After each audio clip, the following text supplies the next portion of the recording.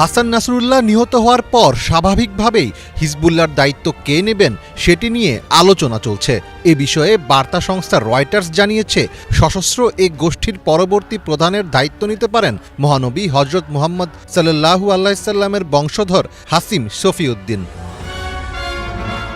হাশিম সফিউদ্দিন হিজবুল্লাহর প্রধান নির্বাহী কাউন্সিলের প্রধান। তিনি হিজবুল্লাহর রাজনৈতিক দিকটি দেখেন। হাশিম সফিউদ্দিনের আরেকটি পরিচয় হল তিনি নাসরুল্লাহর দুঃসম্পর্কের ভাই। তিনি একজন ধর্মীয় ব্যক্তিত্ব।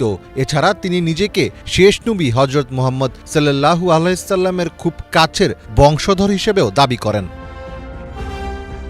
হাসান নাসরুল্লাহর পরিবারের সঙ্গে সম্পর্ক, শারীরিক গঠন একই রকম, ধর্মীয় ব্যক্তিত্ব এবং মহানবীর বংশধর হওয়ায় তার উপরই হিজবুল্লাহর দায়িত্ব আসতে পারে। হাশিম সফিউদ্দিন সবসময় যুক্তরাষ্ট্রের সমালোচনা করে থাকেন। এর প্রেক্ষিতে ২০১৭ সালে যুক্তরাষ্ট্র তাকে সন্ত্রাসী তালিকায় যুক্ত করে। গত জুনে সফিউদ্দিন ইসরায়েলকে কঠোর যুদ্ধের হুমকিও দিয়েছিলেন।